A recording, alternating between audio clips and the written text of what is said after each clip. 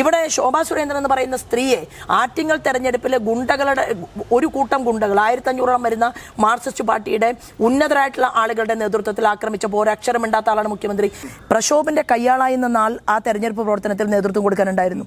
പ്രക്ഷോഭിന് ഒളിത്താവളം ഒരുക്കിയിട്ടുള്ള ആൾ ആരാണ്? ഷാഫി പറമ്പിലാണ്. അപ്പൊ ഷാഫി പറമ്പിലിന്റെ ഒളിത്താവളങ്ങൾ തന്നെയാണ് പ്രക്ഷോഭിന്റെയും ഒളിത്താവളം. അദ്ദേഹത്തെ പണം കൊടുത്ത് സ്വാധീനിച്ച് അത് പുറത്തു പറയാതിരിക്കാൻ വേണ്ടി പരിശ്രമിച്ച് ഷാഫി പറമ്പിലാണ്. അപ്പൊ ഷാഫി പറമ്പിലിന് ഈ സ്ത്രീ വിഷയവുമായി എന്താ ബന്ധം? അത് നമ്മൾ അന്വേഷിച്ച് ചെല്ലുമ്പോഴാണ് ആശാനാണ് ഷാഫി പറമ്പിൽ എന്ന് പ്രക്ഷോഭ് പറഞ്ഞതിന്റെ പൊരുൾ നമുക്ക് മനസ്സിലാവുക. നമസ്കാരം. പാലക്കാട് NDA സ്ഥാനാർത്ഥി ശ്രീമതി ശോഭാ സുരേന്ദ്രനാണ് നമ്മളോടൊപ്പം ഉള്ളത്. ചേച്ചി നമസ്കാരം. ഇത്തവണ പാലക്കാട് എങ്ങനെയാണ് ചേച്ചി നോക്കി കാണുന്നത്?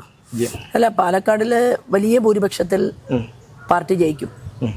അത് ജനങ്ങൾ സ്വീകരിച്ചു കഴിഞ്ഞു എന്നുള്ളതാണ്. അതുകൊണ്ടാണ് കേരളത്തിന്റെ ശ്രദ്ധ പാലക്കാട്ടിലേക്ക് എത്തിക്കാൻ വേണ്ടി പരിശ്രമിക്കുന്നത്. എപ്പോഴും കേരളത്തിന്റെ മുഖ്യമന്ത്രിക്ക് പറയാനുള്ളത് പാലക്കാടാണ്, പ്രതിപക്ഷ നേതാവിന് പറയാനുള്ളത് പാലക്കാടാണ്. അപ്പോൾ ഏതെങ്കിലും തരത്തിൽ BJPയുടെ വിജയത്തിന് മങ്ങലേൽപ്പിക്കാൻ സാധിക്കുമോ എന്നുള്ള ഒരു ചെറിയ ശ്രമം അത് കേരളത്തിന്റെ പൊതുമണ്ഡലത്തിൽ നടക്കുന്നുണ്ട്.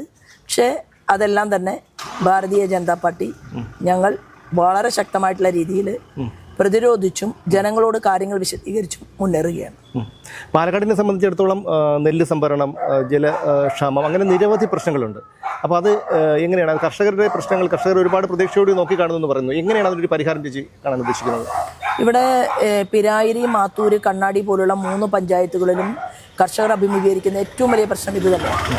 കേരളത്തിലെ തന്നെ ഏറ്റവും പ്രധാനപ്പെട്ട നെൽ കാർഷിക മേഖലകളിൽ ഒന്നാണ് പാലക്കാട്. ഇതിൽ പാലക്കാടിനെ സംബന്ധിച്ച് പറഞ്ഞാൽ കർഷകരുടെ കൃഷിഭൂമിയിലേക്ക് സൗജന്യമായിട്ട് വൈദ്യുതി കൊടുക്കുകയും, അതായത് വെള്ളം അവർക്ക് പമ്പ് ചെയ്യാനുള്ള വൈദ്യുതി സൗജന്യമായിട്ട് കൊടുക്കുകയും വിത്തും വളവും വരെ സൗജന്യമായിട്ട് കൊടുക്കുകയും ചെയ്യുന്ന തമിഴ്നാട് മോഡൽ, അതായത് തമിഴ്നാട്ടിൽ അതിനു വേണ്ടിയിട്ടുള്ള മുഴുവൻ സഹായവും കേന്ദ്ര ഗവൺമെന്റിന്റെ ഭാഗത്തു നിന്ന് വാങ്ങുകയും ആ കേന്ദ്ര ഗവൺമെന്റിൽ നിന്ന് സഹായം പറ്റിക്കൊണ്ട് അത് സംസ്ഥാനത്തെ കൃഷിക്കാർക്ക് കൊടുക്കുകയാണ്. അതിൽ കുറെ അഴിമതിയും കാര്യങ്ങളൊക്കെ ഉണ്ട്, അത് വേറെ. പക്ഷെ അങ്ങനെ ഒരു സാഹചര്യം തമിഴ്നാട്ടിൽ നിലനിൽക്കുമ്പോൾ ഇവിടെ കേരളത്തിൽ കർഷകരോട് നിരുത്തരവാദപരമായിട്ടുള്ള സമീപനം സ്വീകരിക്കുകയും, ആലപ്പുഴയിലെ പ്രസാദ് എന്ന് പറയുന്ന വ്യക്തി ആത്മഹത്യ ചെയ്തതുപോലെ പാലക്കാടിൽ ഇതിനു മുൻപും ആത്മഹത്യകൾ നടന്നിട്ടുണ്ട്. അപ്പൊ കർഷകർ ദുരിതത്തിൽ നിൽക്കുന്ന ഒരു ജില്ലയാണ് ഈ പാലക്കാട് ജില്ല. അങ്ങനെയുള്ള ഒരു ജില്ലയെ, അതിൽ പ്രത്യേകിച്ച് ഈ പാലക്കാട് നിയോജക മണ്ഡലത്തിലെ കർഷകര് മാത്തൂര്, പിരായിരി, കണ്ണാടിയാണ് ഏറ്റവും കൂടുതൽ പാടശേഖര സമിതികളുള്ളത്.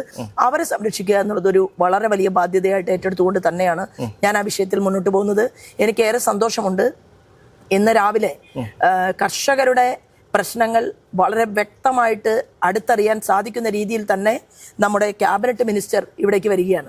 അദ്ദേഹം ശ്രീമാൻ ശിവരാജ് സിംഗ് ചൗഹാനാണ്. എത്രയോ വർഷത്തെ ബന്ധം അദ്ദേഹവുമായിട്ട് എനിക്ക് പൊതുരംഗത്തുണ്ട്. ഞാൻ മെമ്പർഷിപ്പ് ഡ്രൈവിൻ്റെ പ്രവർത്തനത്തിൽ നിൽക്കുന്ന സമയത്ത് അദ്ദേഹം മധ്യപ്രദേശിൻ്റെ മുഖ്യമന്ത്രി, കൂടാതെ മെമ്പർഷിപ്പ് ഡ്രൈവിൻ്റെ ഓൾ ഇന്ത്യ കൺവീനർ, എനിക്ക് കോ കൺവീനറായിട്ട് അദ്ദേഹത്തോടൊപ്പം പ്രവർത്തിക്കാൻ സാധിച്ചിട്ടുണ്ട്. ഒരു സഹോദരി തുല്യമായിട്ടുള്ള വാത്സല്യമുള്ള, കേരളത്തിലെ എപ്പോഴും കാർഷിക മേഖലയിലെ പ്രശ്നങ്ങൾ പറയുന്ന സമയത്ത് അതിന് പരിഹാരം നിർദ്ദേശിക്കാൻ സാധിക്കുന്ന ഒരു വ്യക്തിയാണ്. കഴിഞ്ഞ തവണ തന്നെ കേരളത്തിൽ ആലപ്പുഴയിലും പാലക്കാടും ഒരു ടീമിനെ അദ്ദേഹം പറഞ്ഞയച്ചു. കേന്ദ്ര ഗവൺമെന്റിന്റെ ഭാഗമായിട്ടുള്ള ഒരു ടീമായിരുന്നു. അവർ വന്നു പാടശേഖര സമിതിയുടെ ആളുകളുമായിട്ട് ചർച്ച നടത്തി 3 മാസം മുമ്പാണ്. എന്നാൽ അതിനെ തുടർന്ന് എന്താണോ ഇവിടുത്തെ കൃഷി വകുപ്പ് മന്ത്രി ശ്രീമാൻ പ്രസാദ് ചെയ്യേണ്ടത്, അതിൽ നിന്ന് നിരുത്തരവാദപരമായിട്ടുള്ള സമീപനമാണ് കേരള ഗവൺമെന്റിന്റെ ഭാഗത്തു നിന്നുണ്ടായത്. യാതൊരു നടപടിക്രമങ്ങളും സ്റ്റേറ്റിന്റെ ഭാഗത്തു നിന്നുണ്ടായിട്ടില്ല എന്നുള്ളതാണ്. അപ്പോൾ സംസ്ഥാന തലത്തിൽ ഒരു കേന്ദ്രത്തിൽ ഭരണമുണ്ടെങ്കിലും, അല്ലെങ്കിൽ മുനിസിപ്പാലിറ്റിയിൽ ഭരണമുണ്ടെങ്കിലും, ഗ്രാമപഞ്ചായത്തിൽ ഭരണമുണ്ടെങ്കിലും, ഇതിനെ കോർത്തു വെക്കുന്ന ഒരു പോയിന്റ് എന്ന് പറയുന്നത് MLA ആണ്. അപ്പൊ ആ MLA ഇല്ലാത്തത് കൊണ്ട് നഷ്ടപ്പെടാൻ സാധ്യതയുള്ള ഒരു കാര്യവും പാലക്കാടിന് ഇനി നഷ്ടപ്പെടാൻ പാടില്ല എന്നുള്ള തീരുമാനമെടുത്തിട്ടുള്ളതിൽ കക്ഷി രാഷ്ട്രീയത്തിന് അതീതമായി മാർക്സിസ്റ്റുകാരും കോൺഗ്രസ്സുകാരും അതുപോലെ തന്നെ ഞങ്ങളുടെ പ്രസ്ഥാനവും ഉണ്ട് എന്നുള്ളത് ചേർത്ത് വായിക്കേണ്ട ഒരു വസ്തുതയാണ്. കർഷകരുടെ ഉന്നമനം ഉണ്ടാകും എന്നുള്ള കാര്യത്തിൽ ഒരു തർക്കവുമില്ല. ശോഭ കേരളത്തിൽ MLA ആകുമ്പോൾ അത് പാലക്കാടിലെ കർഷകർക്ക് മാത്രമല്ല, കേരളത്തിൽ അങ്ങോളം ഇങ്ങോളമുള്ള കർഷകർക്ക് അവരുടെ ചിന്തകൾ ചർച്ച ചെയ്യാൻ, അത് വേണ്ടി വന്നാൽ ദേശീയ ശ്രദ്ധയിലേക്ക് കൊണ്ടുവരാൻ ഞാൻ പ്രതിജ്ഞാബദ്ധമാണ്. അതുപോലെ പാലക്കാടിനെ ഏറ്റവും അലട്ടുന്ന ഒരു പ്രശ്നമാണ് മെഡിക്കൽ കോളേജ് വികസനം, ചികിത്സാ സൗകര്യക്കുറവ്. എല്ലാവരും തമിഴ്നാട്ടിലേക്ക് പോകേണ്ട ഒരു അവസ്ഥയിലാണ്. ആ പ്രധാനമായും ആളുകളോട് സംസാരിച്ചപ്പോൾ മനസ്സിലായത് അവർക്ക് ഈ ആരോഗ്യരംഗത്തെ ന്യൂനത പറയുന്നുണ്ട്. അതിനെന്തെങ്കിലും ഒരു പദ്ധതി കാരണം പാലക്കാടിലെ ആരോഗ്യ മേഖല എന്ന് പറയുന്നത് ഒരു സ്കെൽട്ടൺ മാത്രമാണ്, അതിന് മജ്ജയും മാംസവുമില്ല. അപ്പൊ ജീവനുള്ള ഒരു ആരോഗ്യ മേഖലയെ സൃഷ്ടിക്കുക എന്നുള്ള കാഴ്ചപ്പാടിന്റെ അടിസ്ഥാനത്തിൽ BJP നേതൃത്വം നൽകുന്ന NDA ഞങ്ങളുടെ പ്രസ്ഥാനം മുന്നോട്ട് വെച്ചിട്ടുള്ളത് ആരോഗ്യ മേഖലയ്ക്ക് മാത്രമായിട്ട് 500 കോടിയുടെ പദ്ധതികൾ എന്നുള്ളതാണ്. ആ 500 കോടിയുടെ പദ്ധതികൾ ഇവിടെ പ്രാവർത്തികമാകുമ്പോൾ നമ്മൾ മനസ്സിലാക്കേണ്ടത് രാജ്യത്തെ തന്നെ ഏറ്റവും പ്രധാനപ്പെട്ട സ്മാർട്ട് സിറ്റികളിൽ ഒന്ന് ഇവിടെ വരികയാണ്.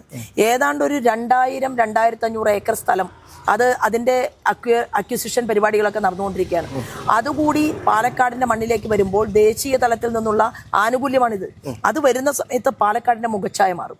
അങ്ങനെ പാലക്കാടിന്റെ മുഖച്ഛായ മാറുമ്പോൾ അതിന്റെ കൃത്യമായിട്ടുള്ള കണക്കുകൾ നിയമസഭയിൽ പറയാൻ, എത്ര കോടി സ്മാർട്ട് സിറ്റിക്ക് വേണ്ടി കിട്ടി എന്ന് ചോദിക്കാൻ, അത് എവിടെയെല്ലാമാണ് നിങ്ങൾ വിന്യസിച്ചത് എന്ന് ചോദിക്കാൻ, സിഡ്കോ പോലെ പൂച്ച പ്രസവിച്ച് കിടക്കുന്ന ഒരു സ്ഥലത്തെ അല്ല കേന്ദ്ര ഗവൺമെന്റ് കാണുന്നത്. കേന്ദ്ര ഗവൺമെന്റ് കാണുന്നത് സ്മാർട്ട് സിറ്റിയിലെ 1 ഇഞ്ച് പോലും സ്ഥലം അത് വ്യക്തമായിട്ടുള്ള കാഴ്ചപ്പാടില്ലാതെ നഷ്ടപ്പെടാൻ പാടില്ല എന്ന് ആഗ്രഹമുള്ള ഒരാളാണ് ശ്രീമാൻ നരേന്ദ്രമോദി. അദ്ദേഹത്തിന്റെ സമ്മാനമായിട്ടാണ് ഈ സ്മാർട്ട് സിറ്റി വരുന്നത്. ഏതാണ്ട് ഒരു 2000 ഏക്കർ 3000 ഏക്കർ സ്ഥലം അത് അക്വിസിഷൻ ചെയ്യപ്പെടും. അത് വലിയൊരു ഹബ്ബായിട്ട്, ബിസിനസിന്റെ ഒരു വലിയ ഹബ്ബായിട്ട് പാലക്കാട് മാറും. ആ മാറ്റത്തിൽ ഇവിടെ പാലക്കാട്ടുകാർക്ക് സ്വന്തമായിട്ട് ഒരു MLA ഉണ്ടാകണം. ആ MLAക്ക് കേന്ദ്രവുമായിട്ട് കണക്ട് ചെയ്യപ്പെടാൻ സാധിക്കണം. അതുകൂടി ചിന്തിച്ചുകൊണ്ടുള്ള ഒരു പദ്ധതികൾ ഇവിടെ വരുന്നുണ്ട്. മറുഭാഗത്താണ് ഈ ആരോഗ്യ മേഖലയിൽ ഒരു 5 കോടി രൂപയുടെ വികസന പ്രവർത്തനം ചെയ്യാൻ വേണ്ടിയിട്ടല്ല ഞാൻ ആരോഗ്യ മേഖലയ്ക്ക് വേണ്ടി 500 കോടിയുടെ ഒരു മാനിഫെസ്റ്റോ അവതരിപ്പിച്ചിട്ടുള്ളത്. യുവാക്കൾക്ക് വേണ്ടി മാത്രമായിട്ട് ഞങ്ങൾ ഒരു ജൻസി മാനിഫെസ്റ്റോ ഇറക്കിയിട്ടുണ്ട്. ഇന്ന് ശ്രീമാൻ ശിവരാജ് സിംഗ് ചൗഹാന്റെ നേതൃത്വത്തിൽ അദ്ദേഹത്തിന്റെ കൈകളാൽ പാലക്കാടിന്റെ മാനിഫെസ്റ്റോ ഇന്ന് പുറത്തിറക്കിയാണ്. അപ്പോൾ ഞങ്ങളെ സംബന്ധിച്ച് പറഞ്ഞാൽ യുവാക്കൾ, യുവതികൾ, startup India, standup India, make in India, കേന്ദ്ര ഗവൺമെന്റിന്റെ ഭരണാനുകൂല്യങ്ങളെല്ലാം തന്നെ ഈ പൊതുസമൂഹത്തിലേക്ക് വരുമ്പോൾ അവിടെ പാവങ്ങൾ പിന്തള്ളപ്പെട്ടു പോകാൻ പാടില്ല, ദുരിതം അനുഭവിക്കുന്നവർ കഷ്ടപ്പെടാൻ പാടില്ല. ഒരു ലബോറട്ടറി സംവിധാനത്തിന് വേണ്ടി, ഒരു MRI സ്കാനിന് വേണ്ടി, ഒരു CT സ്കാനിന് വേണ്ടി മാസങ്ങളോളം ക്യൂ നിൽക്കുന്ന സാധാരണക്കാരൻ്റെ ഇവിടെ അവരെ ഉൾക്കൊണ്ടുകൊണ്ട് 80% അവരുടെ ചികിത്സാ ചെലവ് കുറയ്ക്കുന്ന ഒരു പദ്ധതിയാണ് ഞാൻ സ്വപ്നം കാണുന്നത്. ആ സ്വപ്നം കാണുന്ന പദ്ധതിയെ വാക്കാക്കി മാറ്റും എന്ന് ഞാൻ തീർച്ചയായിട്ടും ഇവിടുത്തെ ജനങ്ങളോട് പറയുന്നത് ആരോഗ്യവകുപ്പ് മന്ത്രി, ക്യാബിനറ്റ് മിനിസ്റ്റർ ശ്രീമാൻ നദ്ദാജിയുമായിട്ട് സംസാരിച്ചതിന് ശേഷമാണ്. അതിന് കൃത്യമായിട്ടുള്ള പദ്ധതി ക്രമങ്ങൾ നമ്മുടെ കയ്യിലുണ്ട് എന്നുള്ളതാണ്. അപ്പൊ വലിയ രീതിയിലുള്ള ഒരു മൂവ്മെന്റ് ഈ പാലക്കാടിന്റെ മണ്ണിലേക്ക് കൊണ്ടുവരാൻ 700 കോടിയുടെ പദ്ധതി 100 ദിവസം കൊണ്ട് അത് ഇവിടുത്തെ സംസ്ഥാനത്തിന്റെ ജനങ്ങളുടെ ഈ പാലക്കാടിലെ ജനങ്ങളുടെ മുന്നിൽ വെക്കും എന്നും അത് സംസ്ഥാനത്തെ മുഴുവൻ ആളുകൾക്കും നോക്കിയാൽ കാണാൻ സാധിക്കും എന്നുള്ളതാണ് പാലക്കാടിന്റെ MLA ആയിട്ട് എന്നെ വിജയിപ്പിക്കണമെന്ന് പറയുന്ന സമയത്ത് ഞാൻ ജനങ്ങളോട് അഭ്യർത്ഥിക്കുന്നത്. ഈ പാലക്കാട് പറയുമ്പോൾ ഒരുപാട് ശ്രദ്ധ ഉള്ള ഒരു ജില്ലയാണ്. അപ്പോൾ ശ്രീമാൻ നരേന്ദ്രമോദി, പ്രധാനമന്ത്രി നരേന്ദ്രമോദിജി ഈ ശ്രദ്ധിച്ചത് കൊണ്ടാണ്, പാലക്കാടിന് ഒരു പ്രത്യേക ശ്രദ്ധ കൊടുത്തത് കൊണ്ടാണോ ശോഭാജിയെ പോലെയുള്ള ഒരാളിനെ അവിടെ മത്സരിപ്പിക്കുന്നത്?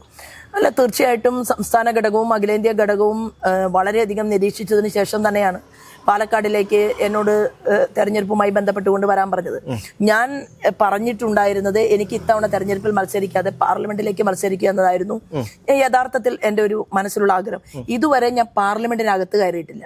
അതായത് പാർലമെന്റ് ഹൗസ് കാണാൻ വേണ്ടി പോകുന്ന എത്രയോ ആളുകളെ പാർലമെന്റ് ഹൗസ് കാണാനുള്ള സൗകര്യം ഞാൻ ഒരുക്കി കൊടുത്തിട്ടുണ്ട്. പക്ഷെ അതിനകത്തേക്ക് ഞാൻ പോയിട്ടില്ല. കാരണം എനിക്ക് വിജയിച്ച് പാർലമെന്റിനകത്ത് പോകണം എന്നുള്ള ഒരു ആഗ്രഹം മനസ്സിനകത്തുണ്ടായിരുന്നു.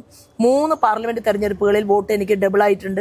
അപ്പോൾ അടുത്ത പാർലമെന്റ് തെരഞ്ഞെടുപ്പിൽ വലിയ ഭൂരിപക്ഷത്തിൽ വിജയിച്ചുകൊണ്ട് പോകണമെന്നുള്ള ആഗ്രഹമായിരുന്നു. പക്ഷേ ദേശീയ ലീഡർഷിപ്പിന്റെ മനസ്സിലുള്ളത് കേരളത്തിന്റെ ഈ 2 മുന്നണികളെയും അവർ ഇന്ന് ചെയ്തുകൊണ്ടിരിക്കുന്ന കേന്ദ്രാവിഷ്കൃത പദ്ധതികളെ പാർശ്വവൽക്കരിച്ചു കൊണ്ടിരിക്കുന്ന ഈ വലിയ അന്യായത്തിനെതിരെ പ്രതികരിക്കാൻ കേരള ടീമിനോടൊപ്പം ശോഭയും ഉണ്ടാകണം എന്ന് അവർ ആഗ്രഹിക്കുകയും അതുപോലെ തന്നെ ഇത്രയും നാൾ പ്രവർത്തിച്ച ഒരു വ്യക്തി എന്നുള്ള രീതിയിൽ എന്നെ രാജ്യത്തിന്റെ പ്രൈം മിനിസ്റ്റർ ഐഡന്റിഫൈ ചെയ്യുകയും പ്ലസ് ഇത് പാലക്കാടിന്റെ പ്രസ്ഥാനത്തെ തിരിച്ചറിയുകയും ചെയ്തുകൊണ്ടാണ് പാലക്കാട് നല്ല ഞങ്ങൾക്ക് A-ക്ലാസ് മണ്ഡലമാണ്, അങ്ങനെ ഒരു മണ്ഡലത്തിൽ തന്നെ ശോഭ പോട്ടെ എന്നുള്ള ഒരു തീരുമാനം വന്നത്.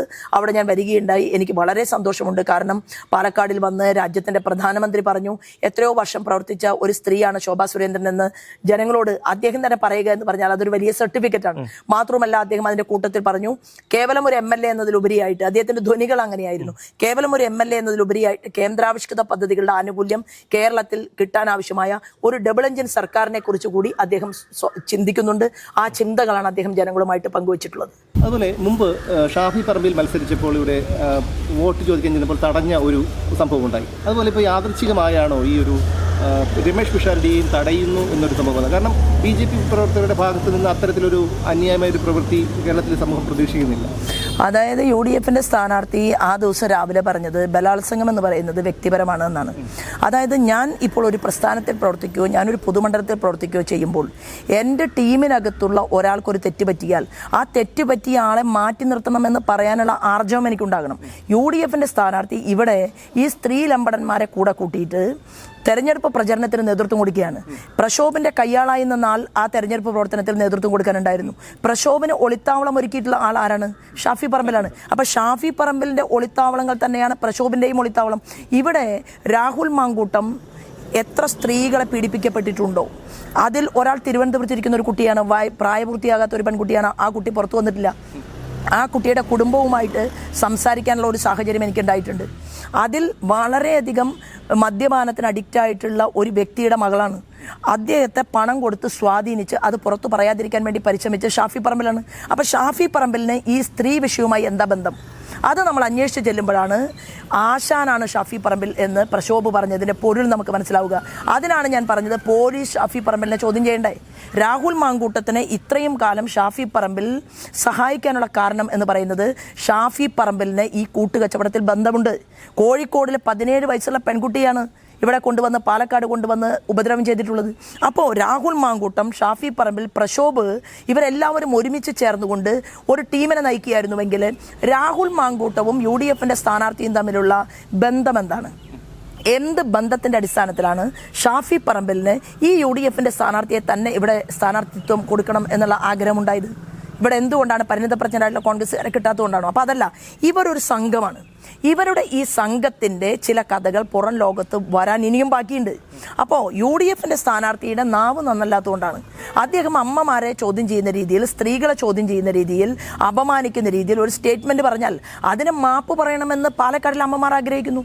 അതിൻ്റെ ഒരു പ്രതിഷേധം എന്നുള്ള രീതിയിൽ അവിടെ അമ്മമാർ ചോദിച്ചു, നിങ്ങൾ എന്ത് സംസാരമാണ് ഈ നടത്തുന്നത് ജനങ്ങൾക്കിടയിൽ എന്ന് ചോദിച്ചപ്പോൾ അദ്ദേഹത്തിന്റെ കൂടെയുള്ളവർ വളരെ വൃത്തികെട്ട രീതിയിൽ ആ തെറി പറഞ്ഞത്. ഇപ്പൊ എന്നെ എങ്ങനെയാണ് സൈബർ ഇടങ്ങളിൽ ആക്രമിക്കുന്നത്? എന്തെല്ലാം വൃത്തികെട്ട കാര്യങ്ങളാണ് കമന്റ് ബോക്സിൽ ഇവരുടെ സൈബർ ഗുണ്ടകൾ എഴുതുന്നത്? എന്തുകൊണ്ടാണ്? കഴിഞ്ഞ 10-30 വർഷക്കാലം പൊതുപ്രവർത്തനം നടത്തുകയും ഒരു തുറന്ന പുസ്തകം പോലെ തന്നെ ഞാൻ ഈ കേരളത്തിന് മണ്ണിൽ ജീവിക്കുകയും ചെയ്തിട്ട് ഒരു സ്ത്രീക്കും സഹിക്കാൻ പറ്റാത്ത രീതിയിലുള്ള വ്യക്തിഹത്യ നടത്തുന്നു. ഞാനത് ഇന്നലെ എൻ്റെ ഫേസ്ബുക്കിൽ പോസ്റ്റ് ചെയ്തിട്ടുണ്ട്. അപ്പോൾ ഒരു സ്ത്രീയെ വ്യക്തിഹത്യ നടത്തുന്ന ഒരു ടീം ഷാഫി പറമ്പിലിന്റെ കൂടെയുണ്ട്. ഇതേ ടീം തന്നെയാണ് വടകരയിൽ ശൈലജ ടീച്ചറെ ആക്രമിച്ചത്, അധിക്ഷേപിച്ചത്. എന്നാൽ ആ സമയത്ത് എന്താ പറയുക, സ്വന്തം പാർട്ടിയിൽപ്പെട്ട ഒരു സ്ത്രീയെ ആക്രമിച്ചപ്പോഴും കമാന്നൊരക്ഷരം മിണ്ടാത്ത ആളാണ് മുഖ്യമന്ത്രി. ഇവിടെ ശോഭാ സുരേന്ദ്രൻ എന്ന് പറയുന്ന സ്ത്രീയെ ആറ്റിങ്ങൽ തെരഞ്ഞെടുപ്പിലെ ഗുണ്ടകളുടെ ഒരു കൂട്ടം ഗുണ്ടകൾ 1500ഓളം വരുന്ന മാർക്സിസ്റ്റ് പാർട്ടിയുടെ ഉന്നതരായിട്ടുള്ള ആളുകളുടെ നേതൃത്വത്തിൽ ആക്രമിച്ചപ്പോൾ ഒരക്ഷരമിണ്ടാത്ത ആളാണ് മുഖ്യമന്ത്രി. ഇന്നലെ ഞങ്ങളുടെ ശ്രീമാൻ ദേവൻ അദ്ദേഹത്തിന് 1.5-2 മണിക്കൂർ സമയമാണ് കോൺഗ്രസിന്റെ നേതാവ് പ്രതാപന്റെ നേതൃത്വത്തിൽ ഒരു വീട്ടിൽ തടവിൽ വെച്ചത്. അവിടെ മാർക്സിസ്റ്റ് പാർട്ടിയുടെ ആളുകളും അവിടെ ഓടിയെത്തി. അപ്പോൾ ഞങ്ങൾക്കിവിടെ ജനകീയമായിട്ട് പ്രവർത്തിക്കാനോ സംസാരിക്കാനോ സാധിക്കില്ല. എല്ലാം ഞങ്ങൾക്ക് വേണം എന്ന് ചിന്തിച്ചുകൊണ്ട് മുന്നോട്ട് പോകുന്ന ഒരു ഭരണകൂടവും പ്രതിപക്ഷവുമാണ് കേരളത്തിലുള്ളത്. അത് നെറികേടാണ് എന്നാണ് BJP പറയുന്നത്. എല്ലാ അമ്മമാരുടെയും കുത്തകപ്പാട്ടം ഏറ്റെടുക്കുന്ന ഒരാളല്ല ശോഭാ സുരേന്ദ്രൻ. എനിക്ക് പറയാൻ പറ്റുമോ? അതായത് തെറ്റ് ചെയ്ത സ്ത്രീ പീഡനത്തിന് നേതൃത്വം കൊടുക്കുന്ന ഒരു പെൺകുട്ടിയെ പീഡിപ്പിക്കുന്ന സമയത്ത് വീഡിയോ കോൾ വിളിച്ച് കാണുന്ന ഷാഫി പറമ്പലിനെ പോലെയുള്ള പകൽമാന്യന്മാരെ ഇവിടുത്തെ ജനങ്ങളുടെ മുന്നിൽ തുറന്നു കാണിക്കപ്പെടുമ്പോൾ നമ്മളത് മിണ്ടാതിരിക്കണം എന്നാണോ കേരള രാഷ്ട്രീയം പറയുന്നത്? അല്ല. ഇനി നാളെ ഒരു പെൺകുട്ടിക്ക് ഇങ്ങനൊരു അപകടം ഉണ്ടാകാൻ പാടില്ല. അപകടം ഉണ്ടായാൽ അവിടെ ഷാഫി പറമ്പലിനെ കാണാൻ പാടില്ല. അതുപോലെ തന്നെ ഈ പ്രക്ഷോഭനെ കാണാൻ പാടില്ല. ഇവരെയെല്ലാം ചോദ്യം ചെയ്യണമെന്നുള്ളത് BJPയുടെ ആവശ്യമാണ്. ഈ നിമിഷം വരെ കേരള പോലീസ് ആ ചോദ്യം ചെയ്യാൻ തയ്യാറായിട്ടില്ല. എന്താ കാരണം? തയ്യാറാവില്ല.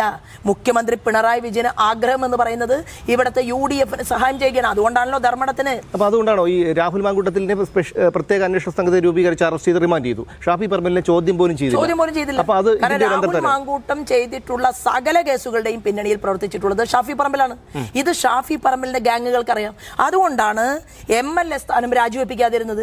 MLA സ്ഥാനം രാഹുൽ മാങ്കൂട്ടത്തിന്റെ രാജിവെപ്പിച്ചിരുന്നുവെങ്കിൽ ഷാഫി പറമ്പലിന്റെ ചെവിയിൽ, PJ കുര്യന്റെ ചെവിയിൽ പറഞ്ഞതുപോലെ ഷാഫി പറമ്പലിന്റെ കഥകൾ ചെവിയിൽ രാഹുൽ മാങ്കൂട്ടം പറയുമായിരുന്നു. അതുകൊണ്ടാണ് ഷാഫി പറമ്പിൽ ഇപ്പോഴും തണലൊരുക്കിക്കൊണ്ട് മുന്നോട്ട് പോകുന്നത്. എന്തുകൊണ്ടാണ് ഈ സ്ത്രീ പീഡകരുമായിട്ട് ഇത്ര കൂട്ട്? എന്താ ബന്ധം? എന്തിനാണ് ഈ ഒളിത്താവളങ്ങൾ? ഇവിടെ അവർ തമ്പടിക്കുന്ന ചില കേന്ദ്രങ്ങളുണ്ട്. ഞാൻ അവിടെയൊക്കെ എൻ്റെ പ്രവർത്തകരെ കൂട്ടി പോയി നോക്കി 1-2 സ്ഥലങ്ങളിൽ. അവിടെ സ്ഥിരമായിട്ട് ഷാഫി പറമ്പിൽ വരുന്നുണ്ടായിരുന്നെങ്കിൽ ആ വീട് ഞങ്ങൾ ഉപരോധിക്കുമായിരുന്നു.